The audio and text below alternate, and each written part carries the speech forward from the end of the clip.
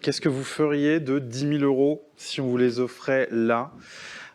Plusieurs possibilités évidemment, partir en vacances, refaire une salle de bain, un apport pour un appartement, ou peut-être comme certains consommateurs le répondent parfois, je vais acheter un sac.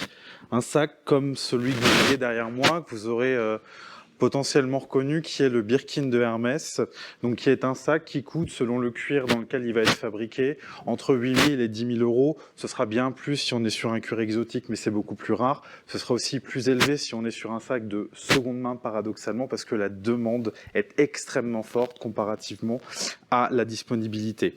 Toujours est-il que c'est intéressant de se pencher sur ce qui motive les consommateurs à consentir à payer un prix aussi élevé pour un sac.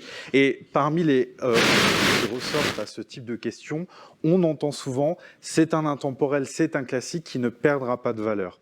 Et c'est assez heureux, ou en tout cas pertinent, que les consommateurs parlent de valeur, puisque si on parle de prix, eh bien les sacs, et il y en a un autre qui est très connu parmi les grands classiques, d'ailleurs son nom est Timeless, donc de la marque Chanel, ce sac a connu une hausse en termes de prix de 743% entre 1990 et aujourd'hui.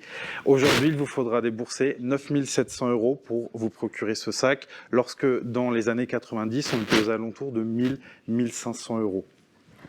Et donc, on voit bien que l'intemporalité, c'est un élément qui est quand même assez central dans ce domaine-là. Et d'ailleurs, des répondants à une enquête de terrain l'ont dit, notamment le directeur général d'une grande marque de luxe qui a dit « on cherche tous à savoir comment sortir le prochain Kelly ou le prochain Birkin ». Mais la question qui se pose, c'est ça veut dire quoi intemporel et quelle est la recette de l'intemporalité du sac?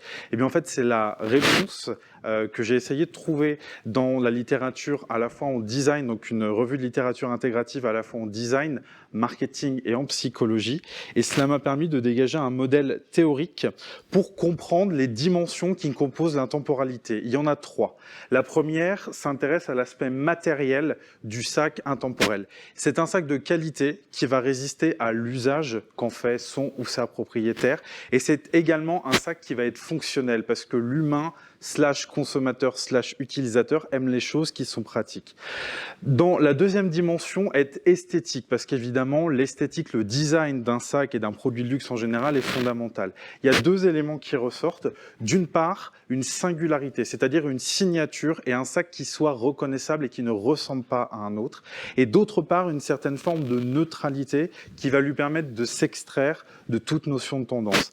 Et enfin, l'intemporalité, c'est aussi une dimension psychologique forte, d'une part affective, l'attachement que l'on peut avoir à un objet, qu'on le possède ou pas, et également une dimension symbolique très forte avec cette idée d'immortalité symbolique. Si on reprend notamment les travaux de Belk, eh bien, ce que j'achète, ce que je possède dit quelque chose de moi et embarque une partie de mon identité. Et donc cet objet, s'il va durer très longtemps dans le temps et même potentiellement pouvoir être transmis et me survivre, est quelque chose qui apparaît comme séduisant.